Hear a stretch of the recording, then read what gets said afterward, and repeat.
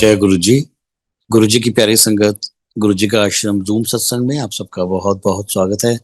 संगत जी, आइए सत्संग की शुरुआत करते हैं और सत्संग के लिए इन्वाइट करते हैं अर्चना श्रीवास्तव आंटी को। आंटी, आप प्लीज आए और गुरु जी का सत्संग शेयर करें। जय गुरु जी। जय गुरु जी। हिज होलीनेस परम पूज्य गुरु जी महाराज के पवित्र पावन दरबार में गुरु जी महाराज के श्री चरणों में कोटि कोटि प्रणाम, शत शत नमन। सारी प्यारी साथ संगत जी नमस्कार, जय गुरु जी। और उम्मीद ही नहीं, पूरा विश्वास है कि आप सब गुरु जी की कृपा से बहुत मौज में होंगे, क्योंकि गुरु जी की संगत ऐसे ही होती है, मौज में हमेशा। गुरु जी के दरबार में उन दिनों भी ट्रस्ट में कोई भी कितनी भी बड़ी मुश्किल से या कठिन दौर से गुजर रहा हो, लेकिन गुरु जी का दरबार एक ऐसी जगह थी जहां जाते ही अपने आप वो आपका जो एक इनर एनवायरनमेंट होता है ना, वो पूरा चेंज हो जाता था। तो जो भी इमोशंस हैं, नेगेटिव इमोशंस, वो सारे पॉजिटिव इमोशंस में कन्वर्ट हो जाते थे, बदल जाते थे, क्योंकि गुरुजी महाराज का ऑरा ही कुछ ऐसा था। उनका ऑरा, उनकी जो वाइब्रेशंस थी और अभी तक हैं, तो उस एरिया में, उस क्षेत्र में, जैसे काशी है तो शिव क्षेत्र है, वहां जाने से ही सायुज्य मुक्ति प्राप्त होती है। उसी तरह से उनके गुरुजी महाराज जहां बैठ जाए, उनके उस क्षेत्र में बैठते ही, जाते ही आपके अंदर का सारा वातावरण बदल जाता था। सद्गुण विकसित होने लगते थे। सद्गुण जैसे कि जो अच्छे पॉजिटिव इमोशंस होते हैं, करुणा, दया, मैत्री, सौहार्द, ये सब कुछ अपने आप से एफर्टलेस, स्पॉन्टेनियस। गुरुजी कहते थे ना कि जो मांग के लिता तो की लिता, और जो कह के दिया तो क्या दिया। बिना बोले गुरुजी की गुप्त ब्लेसिंग्स जो होती है ना, गुरुजी कहते हैं मेरी कितनी ब्लेसिंग्स तो गुप्त ब्लेसिंग्स होती हैं जो तुमको पता ही नहीं होती हैं। और सच में अभी तक यही लगता है कि कितने कल्याण तो गुरुजी बस ऐसे ही किए जाते हैं। So many storms just pass by, we don't even realize. हमें पता भी नहीं लगता कि ये होने वाला था हमारे साथ, और ये गुरुजी महाराज ने रोक लिया, इसलिए हुआ नहीं। तो शुरू से शुरू करते हैं। गुरुजी महाराज का बहुत बहुत शुक्राना करते हुए आज सत्संग का मौका देने के लिए फिर से। सच में गुरुजी की उस्तत से बढ़ के कुछ नहीं है। कोई यज्ञ, पूजा पाठ, कर्म कांड, वो सब तो खैर गुरुजी ने कब का छुड़वा दिए, लेकिन महाराज की उस्तत, महाराज की वड़ियाई और गुरुजी के बारे में बात करना अपने आप में सबसे बड़ा यज्ञ है। जैसे गुरुजी ने कहा कि जब हम बड़े मंदिर भी जाते हैं तो एक एक कदम जो रखते हैं वो कितने अश्वमेध यज्ञों के फल के बराबर होता है। किसी महान तीर्थ में जाने का जो फल मिलता होगा, वो बड़े मंदिर में सिर्फ वहां जाने भर से मिल जाता है। जैसे समुद्र होता है ना, तो समुद्र में स्नान करने से सारी नदियों के स्नान का फल मिल जाता है। तो गुरुजी महाराज, उनका सत्संग, उनका बड़ा मंदिर, ये समुद्र है जिसमें कि जितने भी तीर्थ हैं वो सब समाये हुए हैं। तो वहां जाने भर से अपने आप सारे तीर्थों में जाने का फल मिल जाता है। तभी तो गुरुजी महाराज ने कहा ना, जो बड़ा मंदिर है इसमें 12 ज्योतिर्लिंगों की शक्ति गुरुजी ने भरी है। 12 ज्योतिर्लिंग अब तो हम इतना जानते हैं, शिव पुराण में पढ़ते हैं, तो इधर उधर भटकने की जरूरत ही नहीं है। गुरुजी महाराज ने इतना हमारे लिए बड़ा मंदिर जो बना दिया है, जिसमें सारे 12 ज्योतिर्लिंगों की शक्ति समाहित कर दी है, जिससे कि जब गुरुजी महाराज ने कहा कि जो बगल से भी गुजर जाएगा, पास से भी गुजर जाएगा, उसका कल्याण है, तो सोचिए वहां जाके गुरुजी के उस बनाए हुए इतने बड़े पवित्र धाम में, महातीर्थ में, वहां जाने से कितना फल मिलता होगा। कॉन्सिक्रेटेड एनर्जी, जितना गुरुजी ने, जितनी ऊर्जा है उसको कंसोलिडेट कर दिया, संगठित कर दिया। एक जैसे मतलब एक एटॉमिक रिएक्टर होता है, वहां पे कितनी ज्यादा घनीभूत ऊर्जा होती है एटम्स की, उसी तरह से बड़ा मंदिर है। तो आज अभी श्रावण का पवित्र मास चल रहा है, उसको याद करते हुए, हालाँकि सारे ही दिन, सारे ही महीने सब कुछ गुरुजी के हैं। ऐसा कुछ भी नहीं है कि कोई एक बहुत ही ऑस्पिशियस टाइम है और कोई नहीं है। जब से गुरुजी ने अपनी शरण में लिया, ट्रस्ट मी, सारे ही दिन गुरुजी के हैं।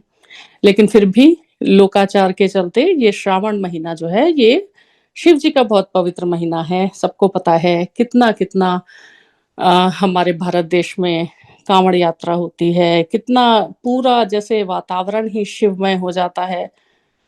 तो श्रावण के इस पवित्र महीने में सत्संग करने के लिए गुरुजी ने आज्ञा दी, उसका बहुत धन्यवाद।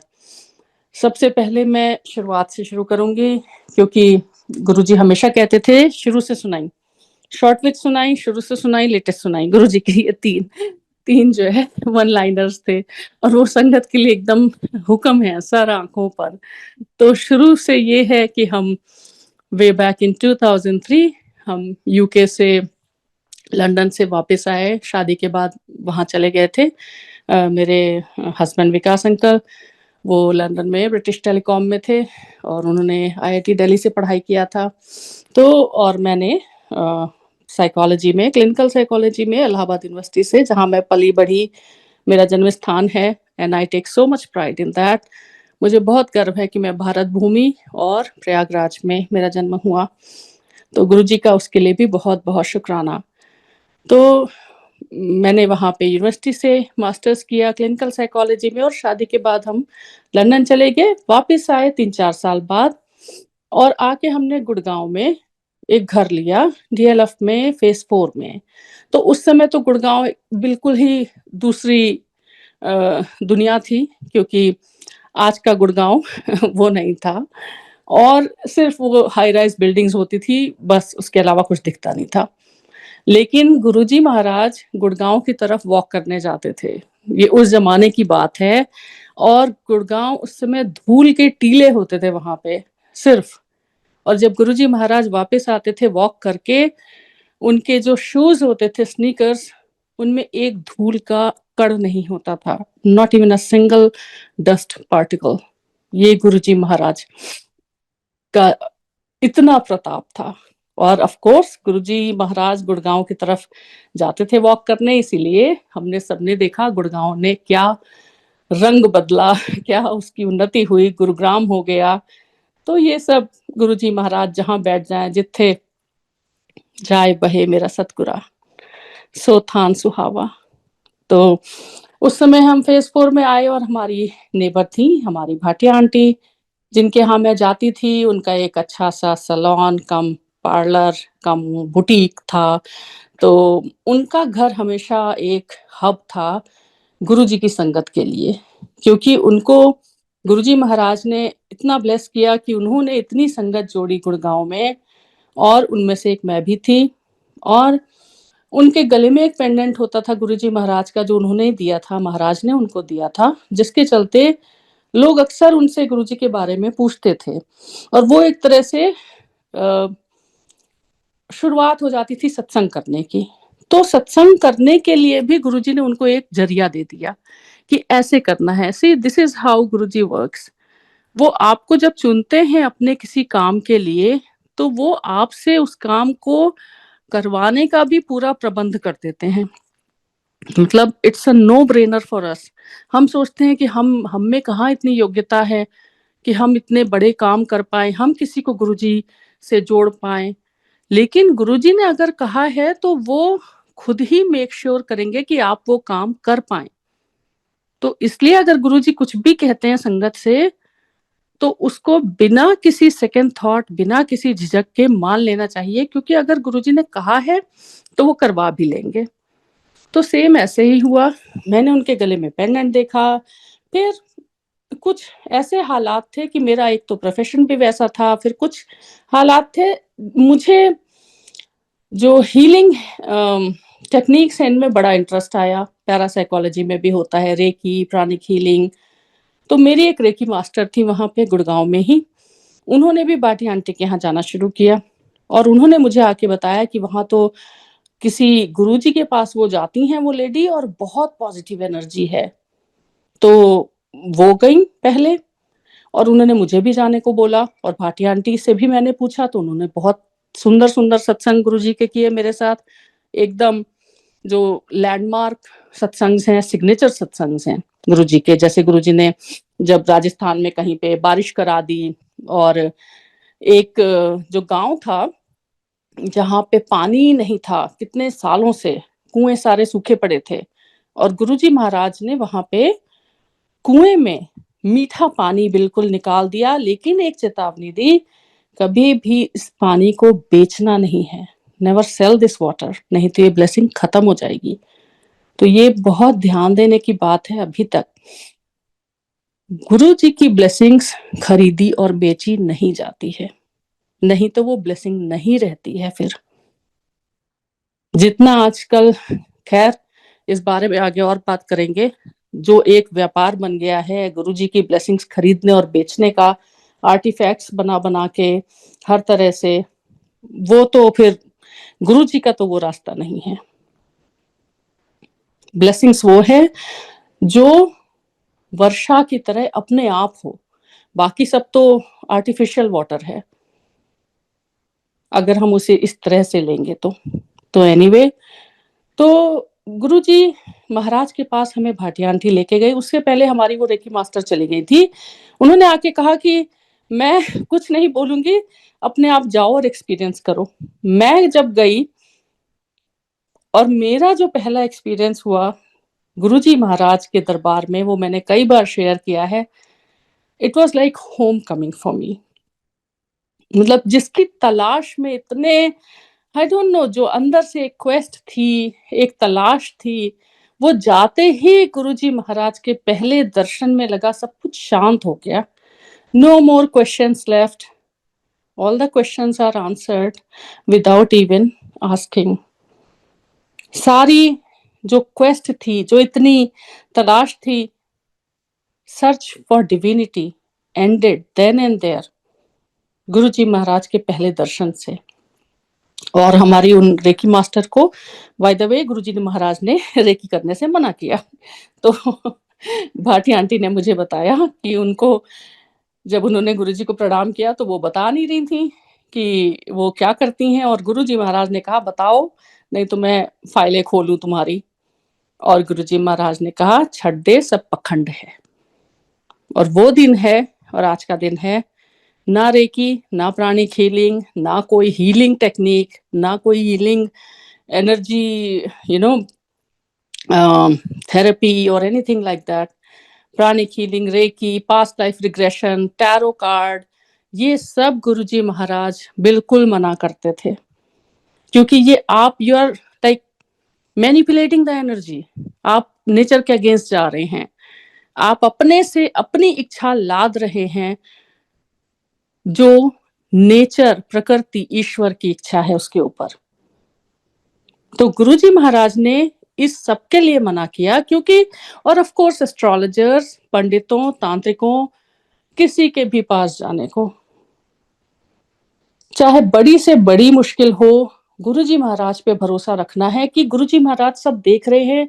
और गुरुजी जब अपनी शरण में लेते हैं तो वो पहले सब कुछ ऐसा लगेगा जैसे रीबूट करना होता है ना एआई लैंग्वेज में, मशीन लर्निंग में, रीबूट करना। किसी भी कंप्यूटर को कुछ करना है, सही करना है, रीबूट करो सारा प्रोग्राम।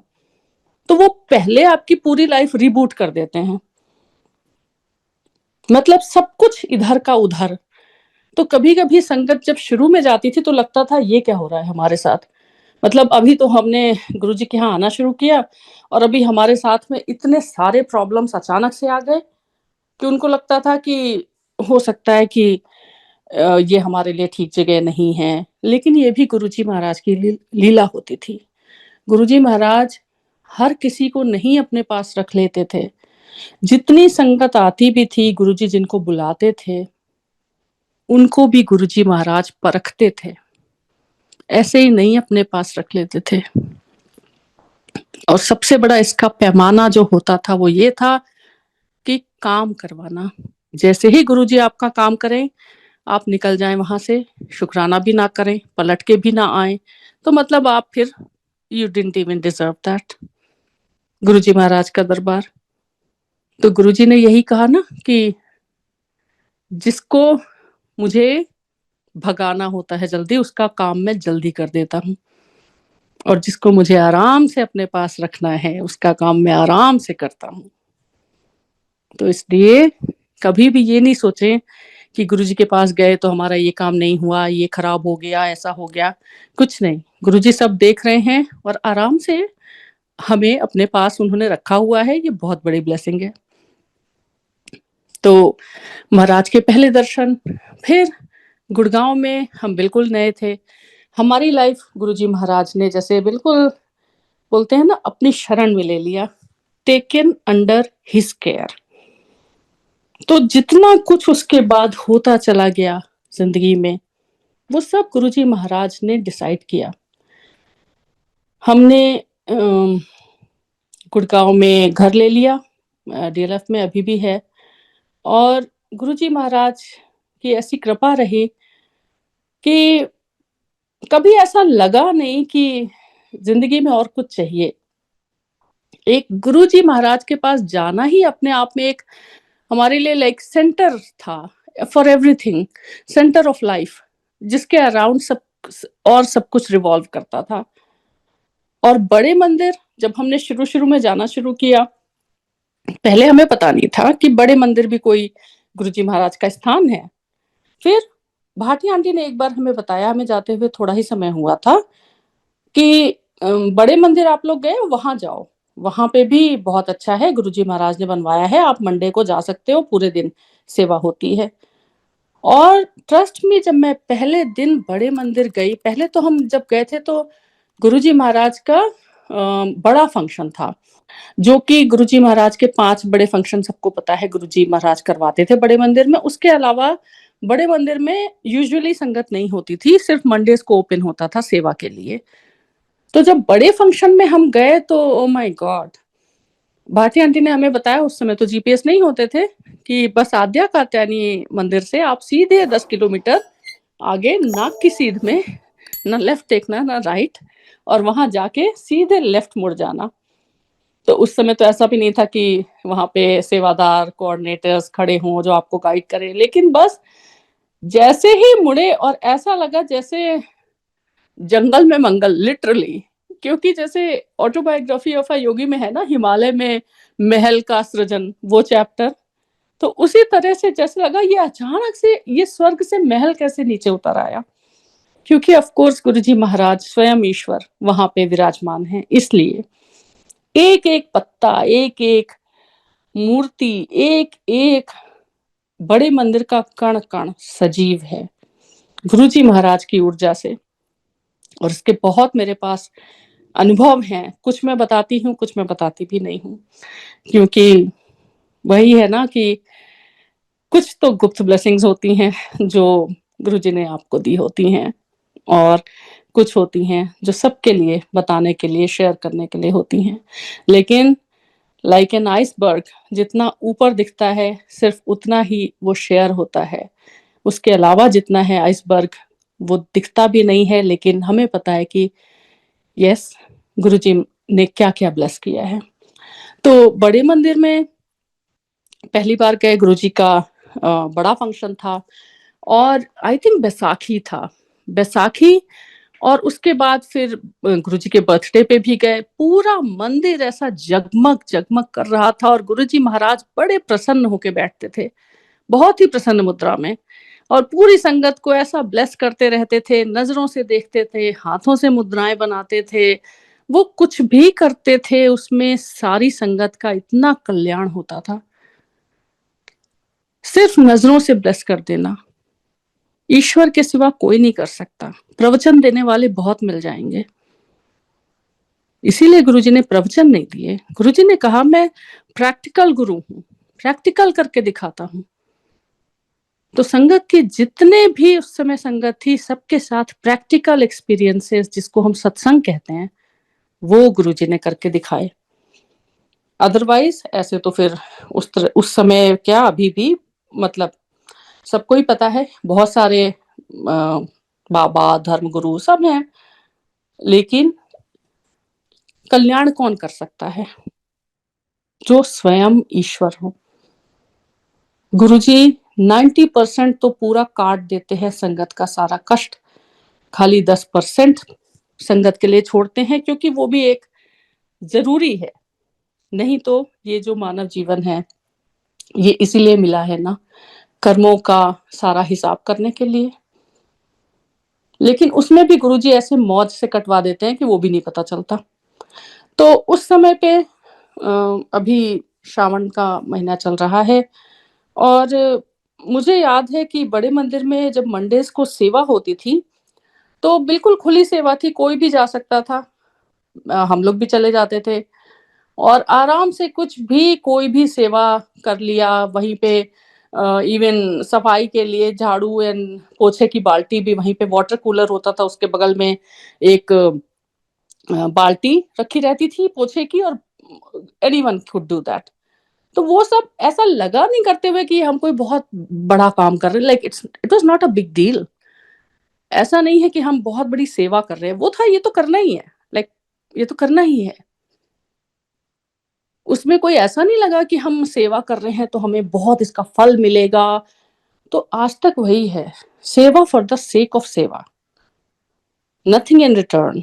एटलीस्ट हमें अपने से नहीं सोचना है कि हमारी सेवा का ये फल हमें मिले, तब जाके वो होती है अनकंडीशनल सेवा।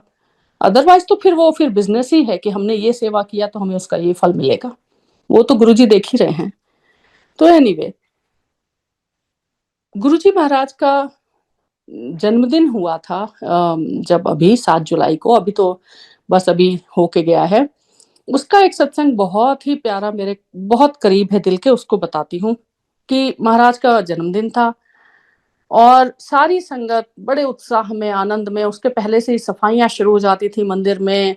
और गमले रंगना वो मेरा बहुत फेवरेट काम था, गेरू से गमले रंगना, क्योंकि मुझे लगता था महाराज आएंगे और एक नज़र तो डालेंगे गमलों पे कि कितने सुंदर रंगे हैं। तो एक वो जो अंदर से आनंद होता था ना, वो आनंद की स्थिति में कुछ भी करना इतना अच्छा लगता था, इतना उसमें ही इतना आनंद आता था। तो जब गुरुजी महाराज आए, और उस दिन जुलाई में सबको पता है दिल्ली में मॉनसून सीजन होता है, वो नॉर्थ में और दिल्ली में इतनी तेज बारिश के आसार थे, पूरा एक काले बादल आसमान पे छाए हुए थे। जब हम लोग मंदिर पहुंचे तो ऊपर देखा आसमान की तरफ, और मेरे अंकल, विकास अंकल, उन्होंने भी बोला कि लगता है बारिश होगी।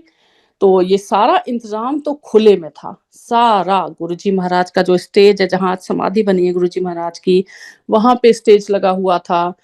उधर जो लंगर का प्रबंध था वो भी खुले में होता था, जो बगल में एक बड़ा सा पार्किंग स्पेस है अभी, वहां पे टेंट लग जाता था, खुला रहता था पूरा।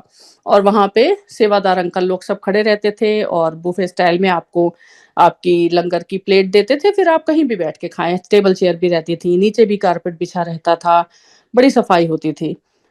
लेकिन उस दिन जो बादल दिखे तो थोड़ा तो सबके मन में चिंता आ गई। और जैसे ही गुरुजी महाराज आए, किसी ने उनको बोला, संगत ने, कि गुरुजी लगता है बारिश होगी।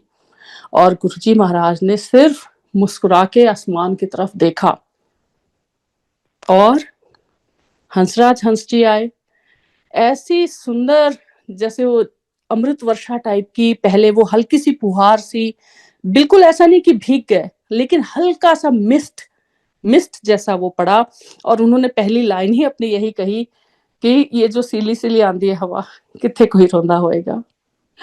तो ये उसके बाद जो समा बंधा 5-6 घंटे, पता ही नहीं लगा, इतना सुहाना मौसम, इतनी सुंदर हवा, इतना मतलब ना गर्मी ना बारिश। Guruji Maharaj controls all the elements of nature also, सारे मौसम, सारा सब कुछ उनके हाथ में है। तो कभी भी गुरुजी महाराज के आसपास कोई एक्सट्रीम वेदर नहीं होता था। कड़ाके की ठंड में ठंड नहीं लगती थी, गर्मियों में दिल्ली की इतनी तपती गर्मी में कभी गर्मी नहीं लगती थी। उनके आसपास वैसे ही माहौल, मौसम सब खुशनुमा हो जाता था। और उसके बाद जब हम वापस घर लौट के गए, बहुत लेट, 12-1 से ऊपर हो रहा था रात के, पूरे रास्ते ऐसे पानी भरा था सड़कों पे गुड़गांव तक में, जैसे कितना यहाँ पे बारिश हुई है, बादल फट गए हों। बहुत ज्यादा पानी भरा हुआ था, तो उससे समझ में आ रहा था बहुत बारिश हुई है। लेकिन सिर्फ बड़े मंदिर में नहीं, क्योंकि गुरुजी महाराज सब कुछ अपने कंट्रोल में रखते हैं। उसी से रिलेटेड मुझे लेटेस्ट अभी कल का सत्संग मैं बताती हूँ आपको शॉर्ट विच, क्योंकि हर चीज बहुत रिलेटेबल है गुरुजी के साथ। तो अभी बच्चों की गर्मी की छुट्टियां चल रही हैं, कॉलेज की भी, तो हम लोगों ने सोचा कि थोड़ा सा गुरुजी महाराज वेकेशन पे तो भेजते ही थे, ऐश करो मौज करो। तो हम चले गए यहाँ पे, मैं टेक्सास में रहती हूँ, डालस में। फ्लोरिडा डेस्टिन बीच है, काफी सुंदर बीच है, blue waters, emerald waters, white sand, और हम ड्राइव करके गए। अब ये था कि गर्मी तो यहाँ पे भी है, तो बीच पे क्या मौसम रहेगा, लेकिन वो जाके पता लगेगा। वहां गए एंड ट्रस्ट मी, इतना सुहाना मौसम महाराज ने कर दिया, इतना सुहाना मौसम कर दिया, ना ज्यादा गर्मी ना बारिश। और जिस दिन हमें निकलना था, ऐसा फ्लड वॉच हुआ वहां पे, मतलब इतनी बारिश फ्लड वॉच। और वो गुरुजी ने थाम के रखा था, क्योंकि मैंने जब वहां जाके वेदर देखा तो उसमें वो फ्लड वॉच दिखा रहा था। मैंने कहा ओ माय गॉड, अभी तो बच्चे बेचारे छुट्टी पे आए हैं, तो यहाँ पे आए, यहाँ पे भी अगर ऐसा हो गया सिचुएशन तो फिर वो वेकेशन तो खराब ही हो गई। लेकिन महाराज है ना, सब कुछ तो वो प्लान करते हैं हमारा, हम थोड़ी प्लान करते हैं। तो इतना इतना सुंदर वहां पे मौसम कर दिया गुरुजी ने कि बहुत सुहाना सब कुछ। और जब हम बीच पे गए तो श्रावण का महीना है, और शिव पुराण में हम पढ़ते ही हैं पार्थिव शिवलिंग बनाना और उनकी पूजा करना। पार्थिव शिवलिंग की कितना शुभ और कितना अच्छा होता है। तो सी बीच पर ही मैंने पार्थिव शिवलिंग बना के गुरुजी महाराज को समर्पित करके उनको उनका पूजन किया। और मुझे सच में ऐसा लगा जैसे महाराज ने ही सब कुछ स्वीकार किया, उन्होंने ये सब कराया।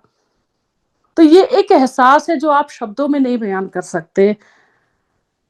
सब सिर्फ और सिर्फ गुरुजी महाराज की कृपा है, नहीं तो हम में तो कुछ भी नहीं है, मेरा मुझ में कुछ नहीं।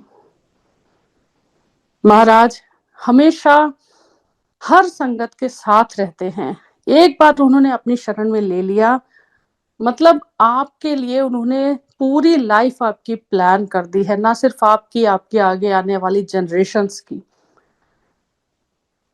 गुरुजी महाराज जब वहां बैठते थे एम्पायर स्टेट दरबार में, इतनी हाथों से जो मुद्राएं बनाते थे, अभय मुद्रा, वर मुद्रा, शिवजी की मुद्रा, वो सिर्फ वहां उस समय के लिए नहीं होती थी, क्योंकि Guruji Maharaj is beyond time, distance and space.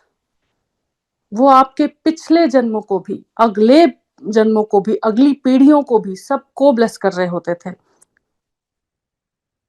ये इस तरह से है जैसे कि आप एक बीज बोते हैं और आपको पता नहीं है कब उसका फल आपको मिलेगा, लेकिन गुरुजी महाराज वहां पे उन्होंने वो बीज बोए जिसके आज सुंदर वृक्ष है हर जगह।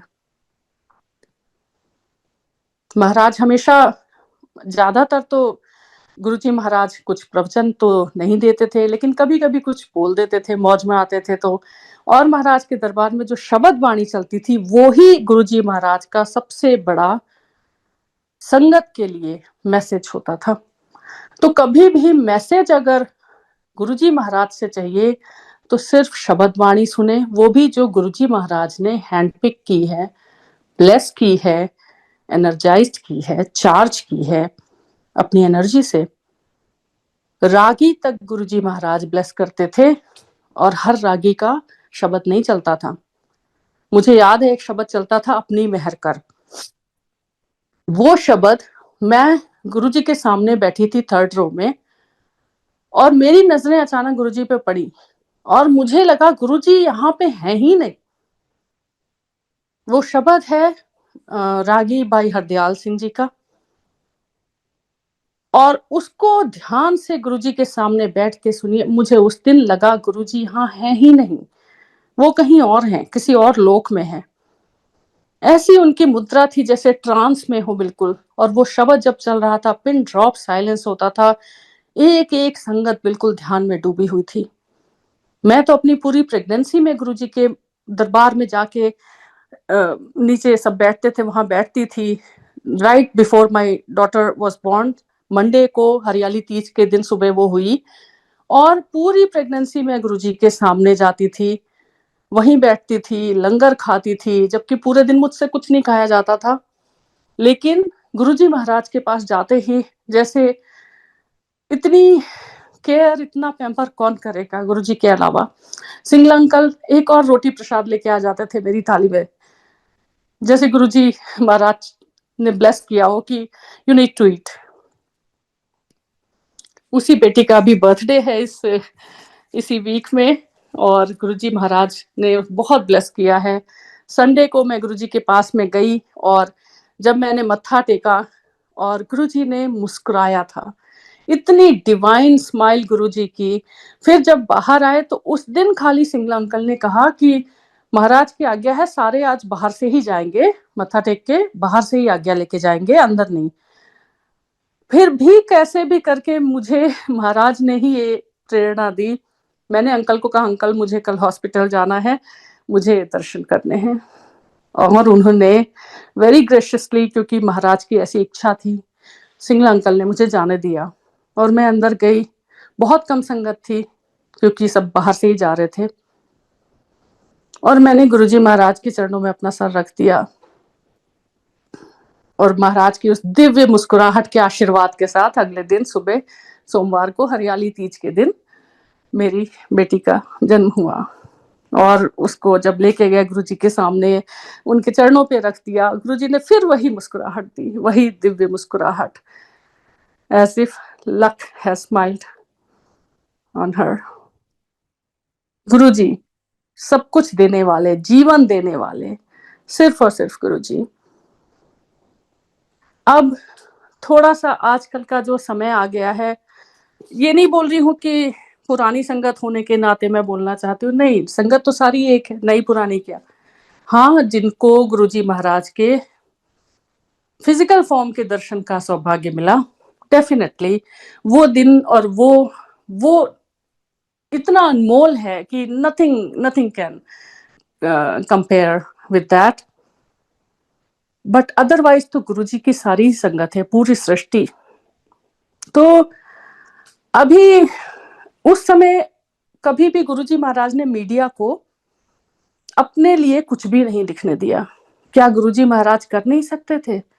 एक से बढ़कर एक मीडिया टाइकून्स मैंने वहां देखे हैं, बड़े से बड़े न्यूज़पेपर्स के चीफ एडिटर्स, पत्रकार, जर्नलिज्म के top notch people, Nalini Singh, Arun Shourie, name it and they were there. लेकिन महाराज ने किसी को आज्ञा नहीं दी उनके बारे में कुछ भी छापने की। ना गुरुजी महाराज को पसंद था कि कोई मीडिया उनके बारे में कुछ लिखे या प्रोग्राम दे। सत्संग का एक ही तरीका गुरुजी ने बताया, ये जो हम करते हैं सिर्फ और सिर्फ खुद से सत्संग करना है, और गुरुजी महाराज अपने आप संगत जोड़ते जाएंगे। सो वी आर नोबडी कि हम सोचे कि हम एक प्रोग्राम बना दे टीवी पर जिससे कि गुरुजी महाराज के बारे में पता लगे, या हम सोशल मीडिया पे रील्स बना बना के डालें जिससे संगत को पता लगे। नहीं, ये तरीका गुरुजी महाराज का नहीं है, एटलीस्ट हमने नहीं देखा। फोन्स तक तो अलाउड नहीं थे, हम कार में छोड़ के जाते थे। सोशल मीडिया तो बहुत दूर की बात है। और ये जो आजकल, सॉरी टू से, नो ऑफेंस टू एनीवन, लेकिन ये जो रील्स बना बना के सोशल मीडिया पे आती हैं, स्पेशली गुरुजी का लंगर बना रहे हैं और लिख रहे हैं गुरुजी को ये पसंद था, वो पसंद था खाने में, और उसके बाद नीचे पेड प्रमोशन। ये क्या है? पेड प्रमोशन के लिए, लाइक्स एंड सब्सक्राइब्स के लिए, व्यूअरशिप के लिए,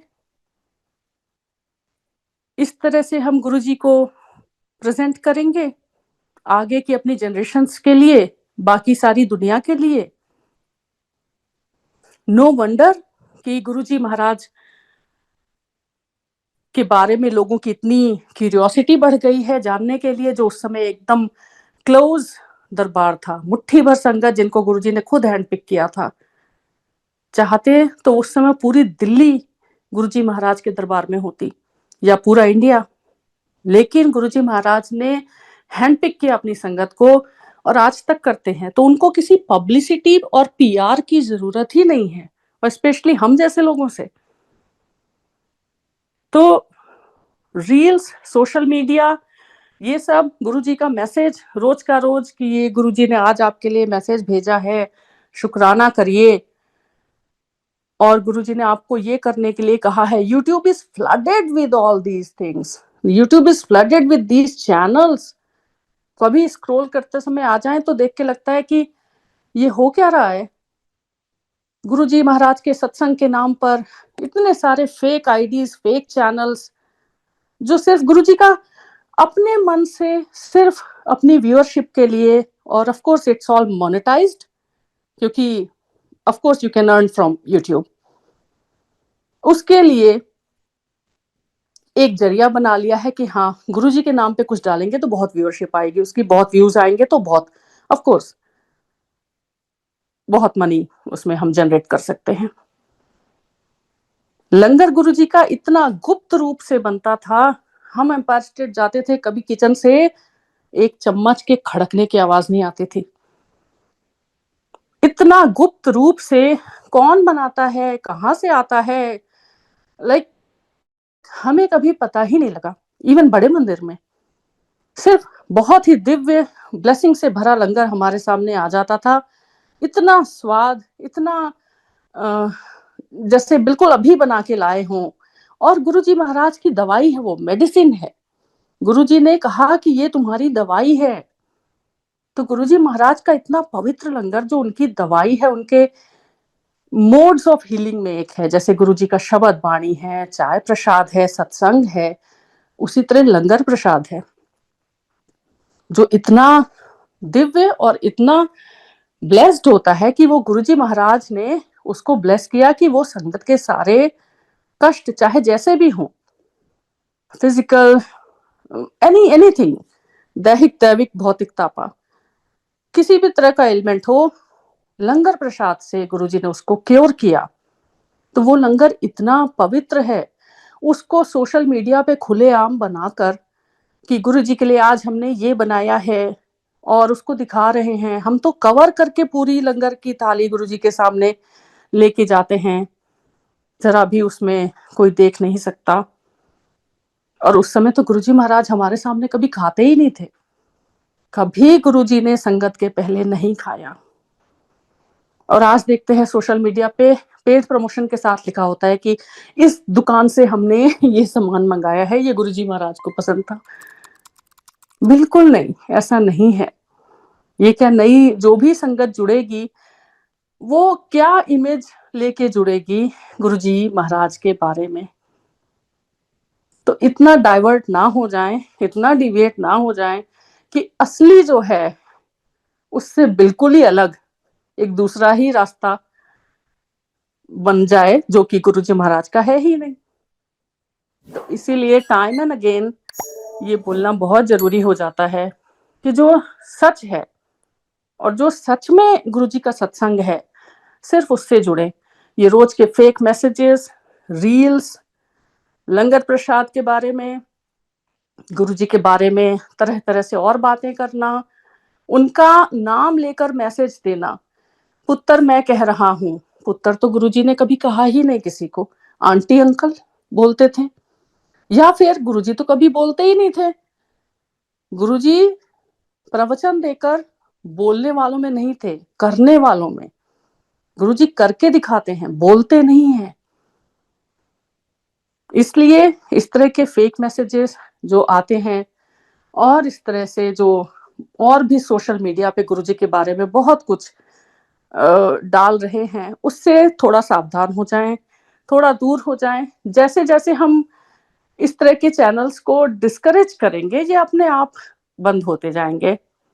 अदरवाइज तो फिर गुरुजी महाराज का बिल्कुल ही एक नया दूसरा सत्संग और स्वरूप आ जाएगा सबके सामने, जो कि ओरिजिनल है ही नहीं। तो इसलिए प्लीज इस बारे में थोड़ा सा संगत को मैं हाथ जोड़ के विनती करना चाहती हूँ, थोड़ा ध्यान दें। पहले ये जांच लें कि ये सच में सत्संग है भी या नहीं गुरुजी का। जो गुरुजी ने ये करने को कहा, ये करने को कहा, नहीं, गुरुजी तो करने को कहते ही नहीं थे इस तरह से किसी को। आज गुरुजी ने ये मैसेज दिया है कि तू ये कर ले तो तेरे घर में ये हो जाएगा, ये नहीं है गुरुजी का संदेश। ऐसा कुछ नहीं होता, गुरुजी ने कभी इस तरह से नहीं किया। ये गुरुजी की महिमा के बिल्कुल विरुद्ध है, बिल्कुल खिलाफ है। इसलिए संगत जी प्लीज बस इतनी सी विनती है कि जो सच्चे सत्संग है उनसे जुड़े, गुरुजी से डायरेक्ट कनेक्शन बनाएं। गुरुजी ने तो यही कहा ना। और गुरुजी ने एक और चीज कही, संगत तो मुट्ठी भर है, बाकी भीड़ है। तो भीड़ का हिस्सा बनने से बचें, गुरुजी की मुट्ठी भर संगत बने, डायरेक्ट कनेक्शन बनाएं। जो गुरुजी ने कहा मेरे नाल डायरेक्ट कनेक्शन बनाओ, तार से तार जोड़ो, फिर देखो नजारे। तो नजारे देखने हैं तो तार से तार जोड़नी पड़ेगी, डायरेक्ट कनेक्शन बनाना पड़ेगा, किसी मीडिएटर की जरूरत नहीं है। तो इसी के साथ आई थिंक आज का सत्संग यही विराम देते हैं। बहुत बहुत शुक्राना गुरुजी, सत्संग करने की इतनी बड़ी ब्लेसिंग देने का बहुत धन्यवाद, बहुत शुक्राना गुरुजी। धन्यवाद संगत जी, सेवादार टीम, आप सबका और सारी संगत जी, बहुत बहुत धन्यवाद। जय गुरुजी, शुक्राना गुरुजी।